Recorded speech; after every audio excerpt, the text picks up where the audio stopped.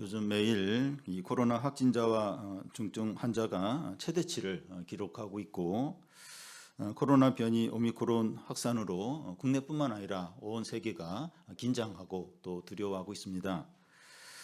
그런데 그런 가운데서 한국의 첫 오미크론 환자가 나왔는데, 나이지리아를 다녀온 그 목사 부부입니다. 그런데 문제가 더 심각하게 만든 것은 이 부부가 이 공항에서 자택까지 지인의 차를 이용했는데 이 방역 택시를 타고 갔다고 거짓말을 했기 때문입니다. 그 지인도 이제 오미크론에 이제 감염이 되었는데 며칠 동안 여러 곳을 다니면서 많은 사람들을 접촉했습니다. 그래서 오미크론이 국내에 크게 전파될 가능성이 많아졌습니다. 이 목사 부부는 비난을 받아야 되고 또 방역법을 위반했다면 처벌을 받아야 합니다. 이런 일들이 일어날 때마다 우리는 기독교와 하나님에 대해서 참 의심이 생길 수 있습니다. 기독교나 하나님께 문제가 있는 것은 아닌가? 그런데 문제는 사람에게 있습니다. 신자답지 못하고 기독교에서 멀어졌기 때문입니다. 신자가 이 세상으로부터 조롱을 당하고 무시를 당하는 경우는 두 가지입니다. 하나는 신자답지 못할 때입니다. 교인이 세상 사람들과 비슷하든지 그들보다 못한 경우죠. 이 거짓말한 이 목사 부부가 여기에 해당이 됩니다. 맛을 잃은 소금은 사람들의 발에 밟히게 됩니다. 다른 하나는 신자다울 때입니다. 사도행전에 나오는 제자들과 성도들이 여기에 해당이 됩니다. 그들은 세상에 속하지 않고 세상 사람들과 다르게 거룩하게 살기 때문에 조롱을 당하는 겁니다. 오늘날 한국교회 교인들과 초대교회 당시 성도들과는 많은 차이가 있는 것 같습니다. 우리는 이 기독교로부터 멀어져 있고 참된 믿음에서 변질되어 있고 순수한 신앙에서 오염이 되어 있지 않나 생각됩니다. 사내 동네가 숨기지 못한다고 했는데 이 코로나 상황에서 교인들과 이 교회 상태가 다 드러나고 있습니다. 전에는 관심도 갖지 않고 그냥 넘어갈 수 있는 건데 지금은 코로나와 관련되면 다 드러나고 문제가 되고 있습니다. 이제는 적당히 대강 신앙생활을 이제 하면 안 됩니다. 목사는 말할 것도 없고 모든 신자들이 신자다워야 되고 교회다워야 되고 기독교다워야 됩니다. 어떻게 하는 것이 신자다운 것이고 기독교다운 겁니까? 오늘 말씀이 이것을 분명하게 보여줍니다. 오늘 말씀은 베드로와 요한의 가르침과 행한 것에 대해서 유대 지도자들이 어떻게 반응한가 하는 것을 다룹니다. 베드로와 요한과 걷지 못했다가 치료된 사람이 솔로몬 행각에 있을 때 많은 사람들이 몰려왔습니다. 그때 베드로는 이 사람이 어떻게 걷게 되었는가 설교합니다. 베드로가 설교를 거의 마칠 쯤에 유대 지도자들이 몰려와서 베드로와 요한을 체포해서 데려가고 그 다음날 산헤드린 공의 앞에서 신문을 합니다. 대제사장이 베드로에게 누구 이름으로 이런 일을 했냐 이렇게 묻자 베드로는 너희가 죽였다가 하나님이 살리신 나사렛 예수 그리스도 이름이 이 사람을 걷게 했다고 대답합니다. 그런데 산헤드린 공회원들은 이 사도들을 통해서 이루어진 일을 이해하지 못할 뿐만 아니라 당황해합니다. 그리고 사도들에게 어떤 죄와 허물도 발견할 수 없었음에도 불구하고 위협하면서 복음을 전하지 못하게 막습니다. 오늘 말씀을 통해서 기독교가 무엇이고 불신앙은 어떤 특징이 있고 누구의 말을 들었는가 하는 것을 생각해 보겠습니다. 먼저 이 기독교는 어떤 것인가 하는 겁니다. 13절 14절을 한 절씩 교대 읽겠습니다. 그들이 베드로와 요한이 담대하게 말함을 보고 그들을 본래 학문 없는 범인으로 알았다가 이상히 여기며 또 전에 예수와 함께 있던 줄도 알고.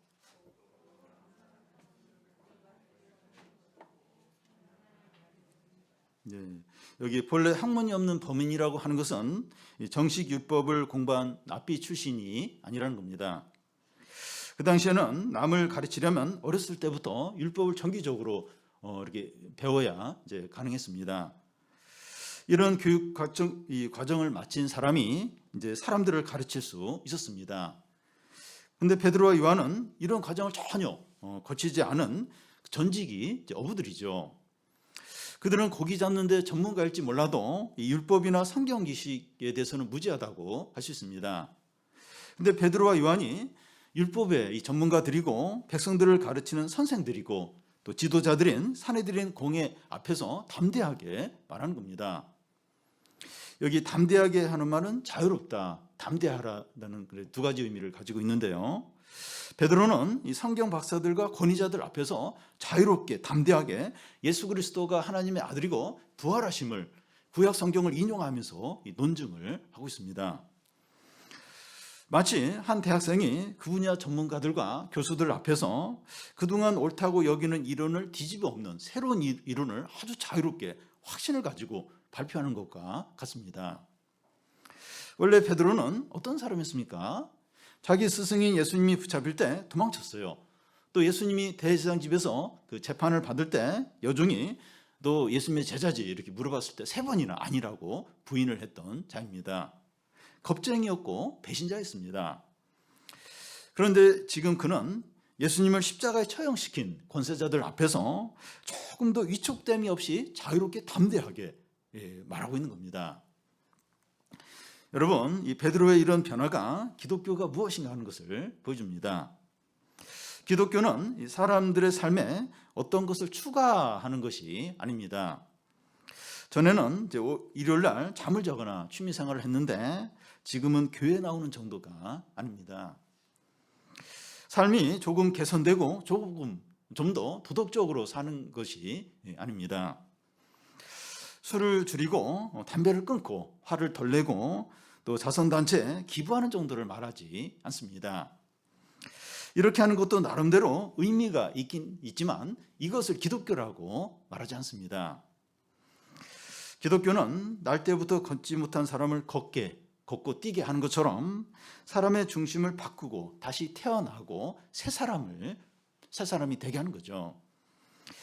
누구든지 그리스도 안에 있으면 새로운 피조물이라. 이전 것은 지났으니 새 것이 되었도다. 그의 생각과 가치관이 바뀌어서 전혀 다른 사람이 되는 겁니다. 같은 집에 살고 있고 같은 직장에 다니고 같은 종류의 차를 타고 다니지만 그는 새로운 존재입니다. 여러분, 우리는 이 기독교를 믿습니까? 그래서 우리는 진정으로 변했습니까? 새 사람입니까? 우리의 생각과 가치관이 세상 사람과 다릅니까? 우리가 가장 중요하게 여기고 추구하는 것이 세상 사람과 차이가 납니까? 우리가 이렇지 못하다면 기독교를 믿는 것이 아닙니다. 기독교는 거듭나고 새 사람이 되는 거죠. 오늘날 교인들이 세상 사람들보다 못한 모습을 보이는 이유가 여기에 있습니다. 신자라고 하는데 돈과 세상과 또 성공과 자기 자신을 믿기 때문입니다. 우리 모두는 기독교를 믿고 거듭나야 됩니다. 사내들의 공연들은 이 베드로와 요한을 학문 없는 무식한 자로 알았다가 담대하게 말하는 걸 보고 어떻게 반응합니까? 13절 중간을 보면 이상히 여기며, 여기 이상히 여긴다고 하는 것은 이해하지 못하고 당황해하는 것을 말합니다. 사내들인 공연들이 이 사도들 이해하지 못하고 당황하는 이유는 두 가지입니다. 하나는 학문도 하지 않은 자들이 담대하게 자유롭게 막 구약 성경 인용하면서 막 이걸 보면서 이상히 여겼고, 다른 하나는 날 때부터 걷지 못한 장애인이 걷게 된 일입니다. 이 두 가지 일은 베드로와 요한의 능력과 지혜로는 불가능하죠. 그런데 사도를 통해서 이런 일이 일어난 겁니다. 이해가 안 되고 당황스러운 거예요. 너무나 또 당황스럽고 이해가 안 되는 겁니다. 아니, 저 베드로와 요한 그 어부 출신인데 어떻게 저렇게 아주 논리적으로 구약 성경 인용하면서 어떻게 저럴 수 있는가? 또 저들을 통해서 어떻게 날 때부터 걷지 못한 자가 걷게 되었는가? 이해가 안 되는 거예요. 너무나도 당황스러운 겁니다. 여러분, 어떤 사람이 이제 신자가 되었는데 주위에 믿지 않는 그 친구들이 그를 다 이해하고 받아들인다면 그는 진정으로 신자가 되었는지 의심을 해봐야 됩니다. 무슨 말인가 하면 세상 사람들은 하나님과 하나님의 일을 모르기 때문에 신자를 이해할 수가 없습니다. 세상은 교회를 진정으로 이해를 못해요. 교회에 대해서 알 수가 없습니다. 이해를 못합니다. 세상이 교회에 대해서 환호할 때가 언제입니까? 신문에 이렇게 교회에 대해서 나올 때가 있어요. 어떤 좋은 부분을 나올 때가 있는데, 교회가 이제 도서관을 운영하거나 또 노인들에게 식사 대접을 하거나 불이웃에게 성금을 낼 때 세상은 교회를 좋아해요. 교회를 좋아하고 막 칭찬합니다. 교회가 이 자선단체 같은 역할을 할 때 세상은 좋아하지, 교회가 영혼구원을 위해서 큰 돈을 쓰거나 또 막 목숨을 잃거나 이러면 분노를 해요. 교회가 왜 저런 거 이러면서 분노를 합니다.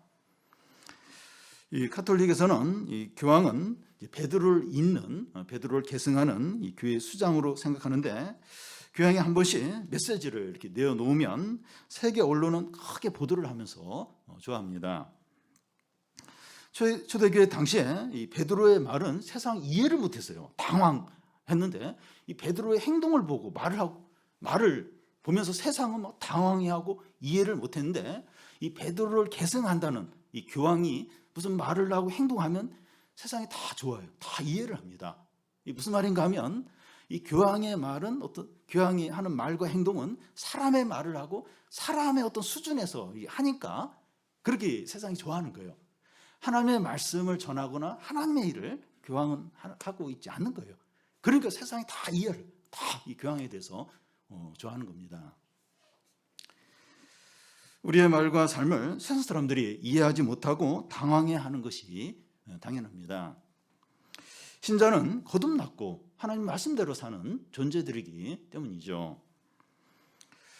우리는 이 세상과 구별되고 거룩한 삶을 사는데, 세상이 이런 우리를 이해하지 못해서 미움을 받는 존재이지 도덕적이지 못해서 비난받는 존재가 아닙니다. 우리는 믿음으로 살기 때문에 세상이 이해하지 못하고 당황해하는 존재입니다. 이상해요, 이 사람. 말씀대로 살고 또 막 이렇게 성령을 의지해서 사는데 도저히 이해가 안 돼. 당황스러워요. 그렇게 여기는 존재가 이제 우리들이죠. 이런 의미에서 우리는 세상 사람들에게 이상하게 여겨지는 존재입니까?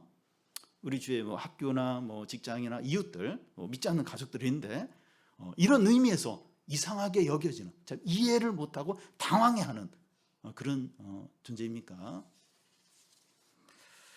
이 사람이 건강하게 된 것은 나사렛 예수 그리스도 이름으로 된 것이라고 말하고, 구약 이 성경 말씀을 인용하면서 논증을 하는데 비난할 말이 없는 겁니다. 걷지 못한 자가 걷게 된 것이 베드로의 능력으로 된 것은 분명히 아닙니다. 그러면 어떻게 된 겁니까? 베드로는 이런 일이 나사렛 예수 그리스도 이름으로 되었다고 하는데 부정할 수가 없는 거예요. 그래서 그들은 베드로와 요한을 이제 밖에 잠깐 나가 있게 하고 이 대책을 논의를 합니다. 15절부터 16절 앞에까지 보면, 명하여 공회에서 나가라 하고 서로 의논하여 이르되 이 사람을 어떻게 할까? 이 사람들을 어떻게 할까? 이 사람들을 어떻게 해야 될지 감당이 안 되는 겁니다. 비난하거나 흠을 잡거나 문제 삼을 게 아무것도 없는 거예요. 인정하지 않을 수 없는데 인정하고 싶지는 않은 겁니다. 진퇴양난이죠.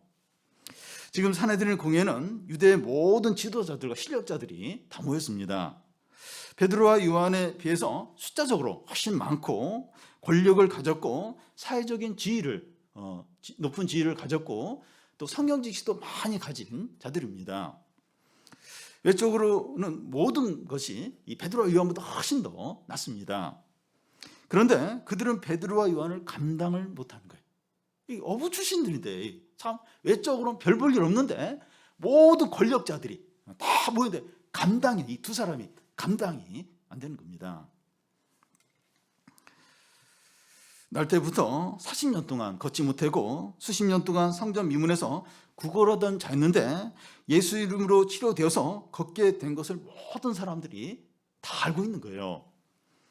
그 사람이 지금 자기들 앞에 이제 서 있는 겁니다. 흠잡을 것도 없고 잘못된 걸 찾을 수도 없고 비난할 것도 없는 겁니다. 그러면 인정하고 예수님을 믿으면 되는데 그러고 싶지 않고 끝까지 거부하는 겁니다. 이것이 불신앙이에요. 불신앙은 지성적이지도 않고 이성적이지도 않고 합리적이지도 않습니다.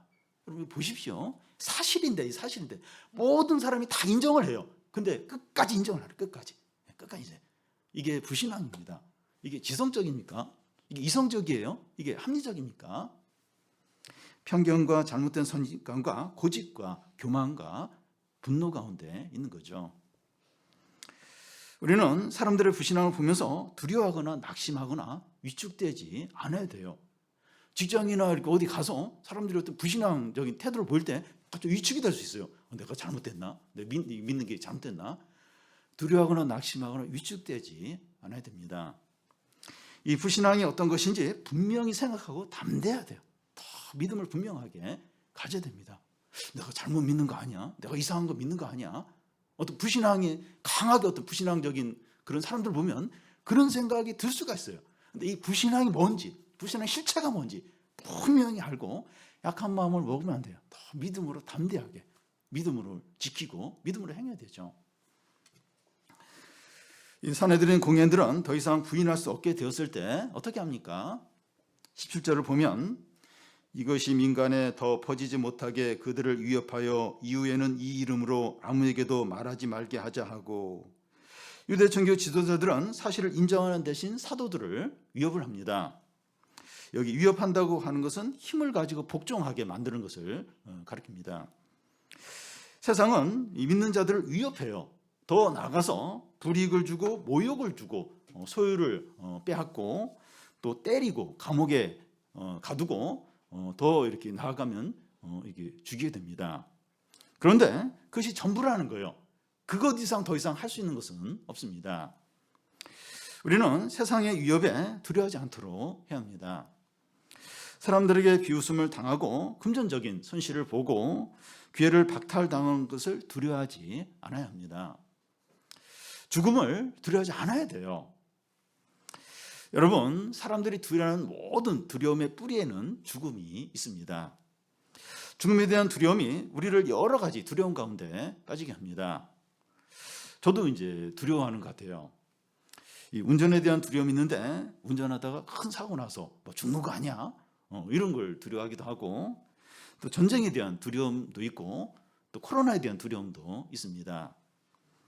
우리가 신앙생활을 하면서 여러 가지 이제 두려움을 갖게 되는데 그 뿌리에는 죽음에 대한 두려움이 있습니다. 이렇게 신앙생활을 하다가 낙오될 것 같고 나만 손해볼 것 같고 망할 것 같은 두려움이 있습니다. 근데 성도에게 죽음이 어떤 겁니까? 그리스도와 함께 있는 거죠. 바울은 이 세상을 떠나서 그리스도와 함께 있기를 더 원했습니다. 성도의 죽음은 끝이 아니고 영원한 시작이고 생명이고 부활이고 영광입니다. 성도에게 죽음이 두려워할 것이 아니라면 세상에서 두려워할 것이 없는 거죠. 이 죽음이 두렵지 않다면 두려워할 게 없는 겁니다. 다음은 유대 지도자들의 위협에 대한 사도들의 반응입니다. 18절에서 20절까지 한 절씩 교독하겠습니다. 그들을 불러 경고하여 도무지 예수 이름으로 말하지 말고 가르치지도 말라고 하니,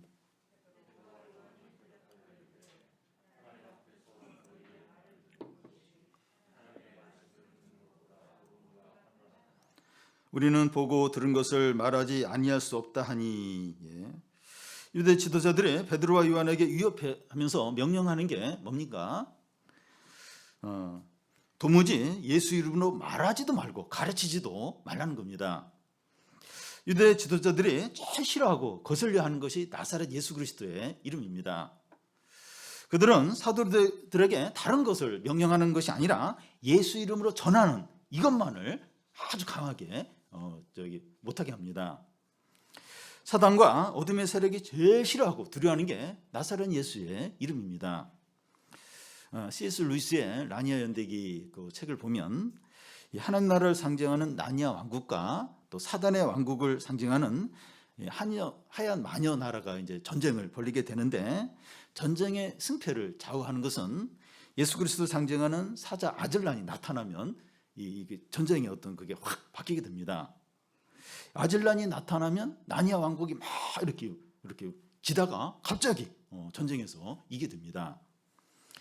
사단은 예수님의 이름이 가장 강력하다는 걸 너무나 잘 알고 있습니다. 그래서 예수 이름이 더 이상 전해지지 못하고 길을 쓰고 이제 막으려고 하는 겁니다. 교회가 은가금의 마음을 다 빼앗겨서 예수 그리스도 이름을 소리할 때 너무나 좋아해요. 교인들이 예수 이름보다 부동산이나 학벌이나 외모나 성공이나 인기나 세상 재미에 빠져있을 때 너무나 즐거워해요. 사단은 너무나 행복해합니다. 놀라운 것은 우리들은 예수 그리스도 이름이 얼마나 능력인지 잘 모릅니다. 우리의 원수인 사단은 이름이 얼마나 강력한지 알고 절대로 그 이름을 부르지 못하도록 막 그렇게 하는데 우리는 그걸 몰라요. 그렇게 그 이름이 중요하고 강력한지 잘 모릅니다. 우리는 해볼 거 다 해보고 안 되면 마지막에 예수 그리스도 이름을 붙들려고 합니다. 이 강력하고 약속 있는 이름을 의지해서 하나님께 잘 부르짖지 않아요. 그 이름을 부르면서 부르짖으면 능력과 어떤 영광과 역사가 나타나는데 그 이름을 잘 의지를 안 해요. 그 이름을 간절히 붙들고 그렇게 기도를 잘하지 않습니다. 여러분, 우리가 가장 의지하고 붙들어야 할 것이 나사렛 예수 그리스도의 이름입니다. 사단은 어떤 존재입니까? 가장 강해요. 또 지혜롭고 아주 악한 존재예요. 사단을 이길 수 있는 존재는 아무도 없어요. 누가 어떻게 사단을 이깁니까? 가장 강력하고 가장 지혜롭고 그러면서 가장 악해요. 사단은 아무도 못 이깁니다. 그런데 우리가 나사렛 예수의 이름을 의지하면 사단을 이겨요. 사단을 이깁니다. 사단을 이기게 돼요. 여러분, 사단과 세상이 제일 두려워하는 이 이름, 예수의 이름을 붙드시기를 바랍니다. 그래서 사단과 죽음과 모든 어려움을 다 이기시기 바라요. 다 이깁니다. 나사렛 예수 이름을 결국 다 이겨요. 결국은 다 이깁니다. 유대 지도자들이 절대로 예수 그리스도 이름을 말하지 말라고 또 가르치지 말라는 명령에 사도들은 어떻게 반응합니까? 19절 중간을 보면 하나님 앞에서 너희 말을 듣는 것이 하나님의 말씀을 듣는 것보다 옳은가 판단하라. 사도들은 이 공의 앞에 서 있지만 하나님 앞에 서 있다고 느끼는 겁니다. 사도들은 항상 하나님을 의식하며 하나님 앞에서 모든 것을 하고 있습니다. 종교개혁자 칼빈의 평생 모토가 뭔가 하면 코람 데오, 하나님 앞에서입니다. 칼빈은 한평생 하나님 앞에서 모든 것을 하려고 했습니다. 항상 하나님을 의식하며 하나님 앞에서 모든 일을 할 때 어떻습니까? 사람이 하는 말이나 평가나 위협을 두려워하지 않게 됩니다. 세상의 여러 가지 어려움과 위기를 두려워하지 않게 됩니다. 모든 것을 하나님의 시각으로 바라보고 하나님과 비교하니까 너무나 작게 보이는 겁니다. 여러분, 비행기 안에서 이 지상을 바라보면 20층 건물 또 100층 건물이 작게 보여요. 그러니까 지상에서 보면 끝없이 건물 보면 한참 이렇게 보는데, 저도 이렇게 강남에 이렇게 강북이죠. 강북 이렇게 광화문 그쪽에 가면 건물을 올려다봐요. 중국도 그런 높은 건물이 없으니까 지상에서는 너무 높아 보이는데 비행기에서 보면 너무 작아요. 그러니까 하나님의 시각으로 너무 작은 거예요. 이 하나님을 두려워하고 경외하면 모든 게 너무나 작게 보이는 겁니다. 사도들은 유대 지도자들에게 너희 말을 듣는 것이 하나님의 말씀을 듣는 것보다 옳은가 판단하라 이래 말합니다. 사도들의 복음을 전하는 것은 주님의 명령이 있기 때문이죠. 사도행전 1장 8절에 보면 오직 성령이 너희에게 임하시면 너희가 권능을 받고 예루살렘과 온 유다와 사마리아와 땅끝까지 이르러 내 증인이 되라고 하였습니다. 여러분, 직장에서 그 위에 상관으로부터 지시가 내려왔고 동시에 사장으로부터 지시가 내려왔는데 반대해요. 반대. 그럼 누구 말을 들어야 됩니까? 눈치가 보이지만 그래도 사장의 말을 들어야 돼요. 그게 옳죠. 그게 옳습니다. 그와 같이 사도들이 복음을 전하는 것은 하늘과 땅과 모든 권세를 가신 주님의 명령이기 때문에 이 복음을 전하는 거죠. 여러분, 우리는 이 세상에서나 사람들과의 관계에서나 매 상황에서 서로 다른 두 가지 음성을 듣습니다. 주님의 음성과 세상의 음성입니다. 우리는 하나님의 요구와 사람의 요구를 듣게 되고, 말씀의 요구와 세상의 요구를 듣게 되고, 성령의 음성과 우리의 내면의 소리를 이렇게 듣게 됩니다. 우리는 두 가지 음성 중에서 어떤 음성을 들어야 합니까? 가장 크고 높으시고 우리를 위해서 죽으셨다가 다시 살아나신 그리스도의 음성을 들어야 되죠. 우리는 어려움이 오고 유혹이 오고 사람들의 어떤 압력이 가해질 때 사람의 말을 듣는 것보다 하나님의 말을 듣는 게 옳다는 것을 분명히 해야 합니다. 교회 부흥이 일어나려고 하고 한 사람이 예수님을 믿으려고 하고 한 성도가 신앙을 회복하려고 할 때 주위에서 얼마나 반대하고 유혹하고 위협하는지 모릅니다. 상황이나 주위 사람들이 도와주지 않아요. 도와주지 않고 우리 자신도 원하지가 않아요. 우리의 그 본성도 그게 싫어요. 이렇게 하나님께 돌아가고 회복이 되고 하나님 찾고 내 본성도 싫어하고 주위 상황도 그렇게 하지 말라고 하고 주위 사람들도 다 방해를 합니다. 그럴 때마다 사람의 말보다 하나님의 말씀을 듣는 것이 옳은가 분명히 아시기 바랍니다. 누구 말을 들어야 되나? 누구? 세상과 또 내 어떤 내 요구, 내 어떤 충동 이걸 들을 것인가? 아니면 하나님의 말씀을 들을 거? 뭐가 옳은가? 그걸 생각을 해야 돼요. 생각. 그러니까 뭐 어떤 때는 자꾸 연민의 감정이 빠지려요.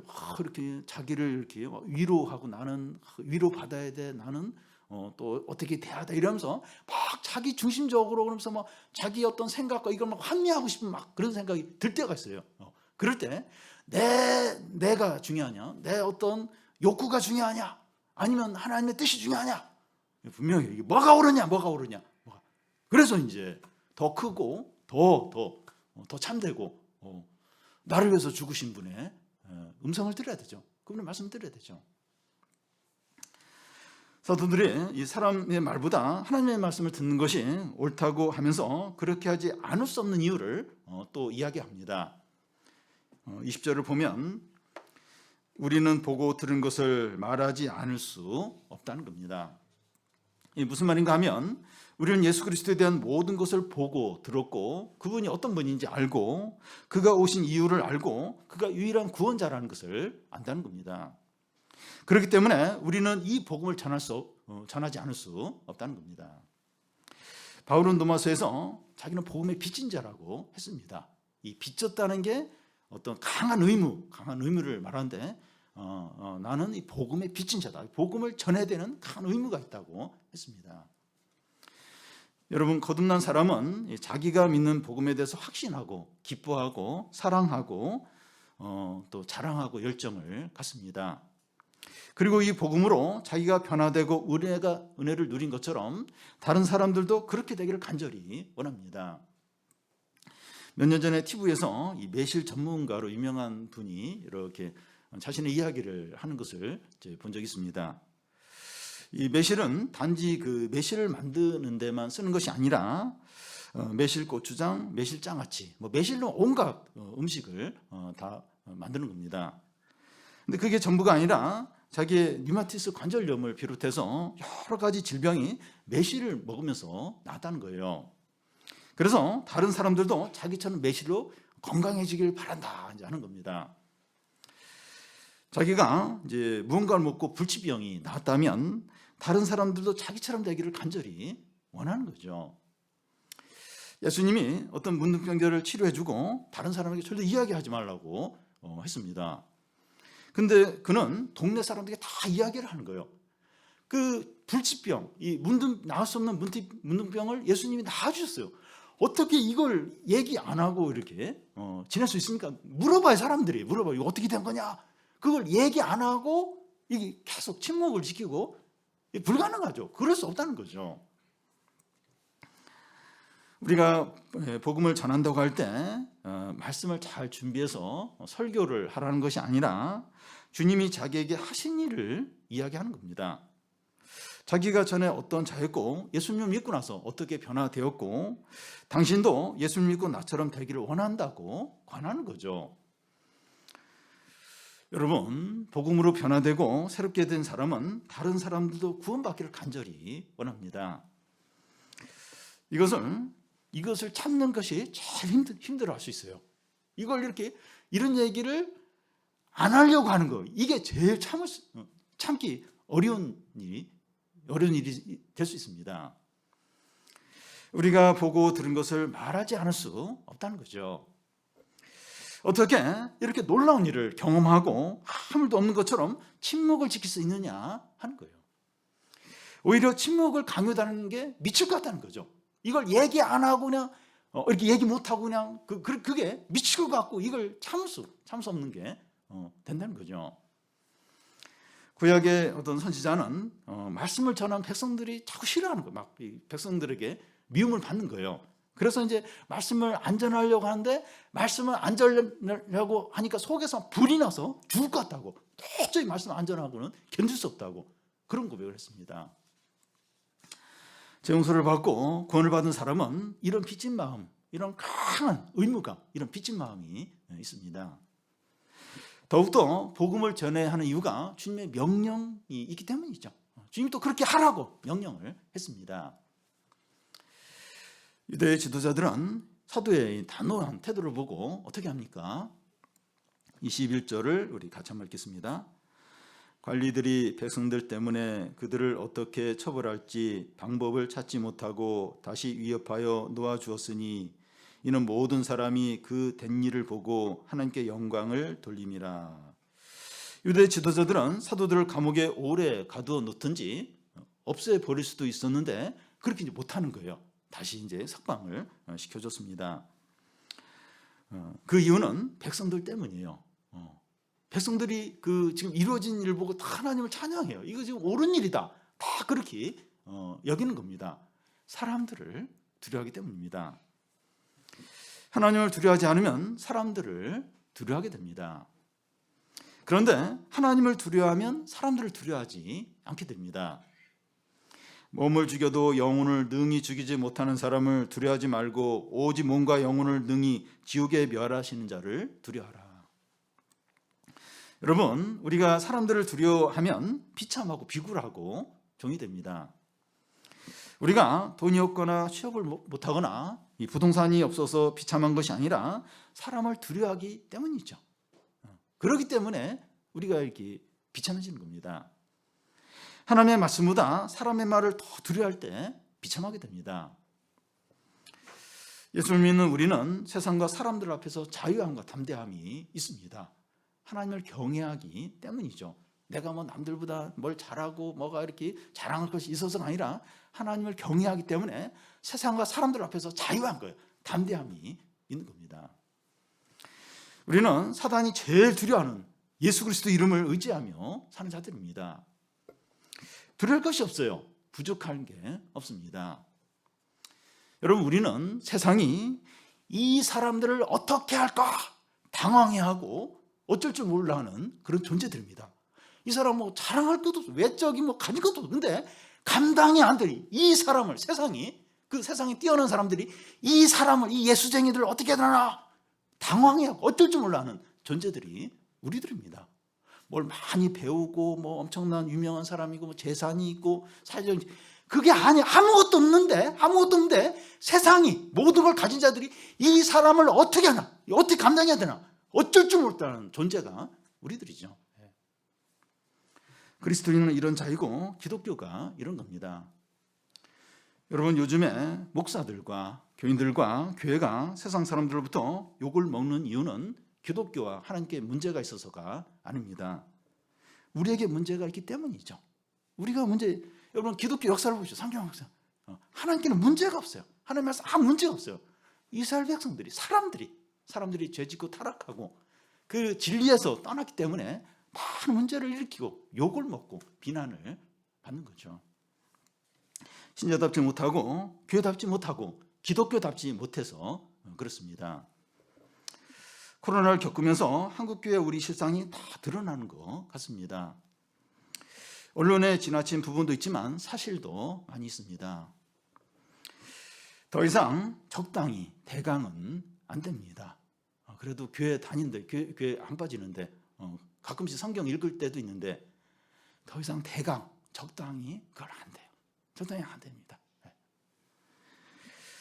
오늘 말씀에서 기독교가 무엇이고 그리스도인은 어떤 자인가 하는 것을 분명히 보여줬습니다. 거듭나야 돼요. 구별되고 거룩한 생활로 세상이 이해가 안 되고 당황케 하는 그런 존재가 돼야 됩니다. 맛 잃은 소금이 되어서 사람들의 발에 밟히면 안 돼요. 밟히는 이유는 적당히 대강. 코로나를 통해서 다 드러났어요. 그냥 전에는 그냥 넘어갈 수 있는 게 막 드러나고 그게 막 뉴스에 나오고 이제는 적당히 대강이 안 돼요. 그러면 안 돼. 거듭나야 돼. 거듭나야 되고 그리고 구별되고 거룩한 생활로 세상 이해가 안 되는 당황케 되는 그런 존재가 돼야 됩니다. 이 시간 우리가 얼마나 존귀하고 복된 자인가 하는 걸 깨닫고 신자답게 기독교답게 교회답게 되시기를 바랍니다.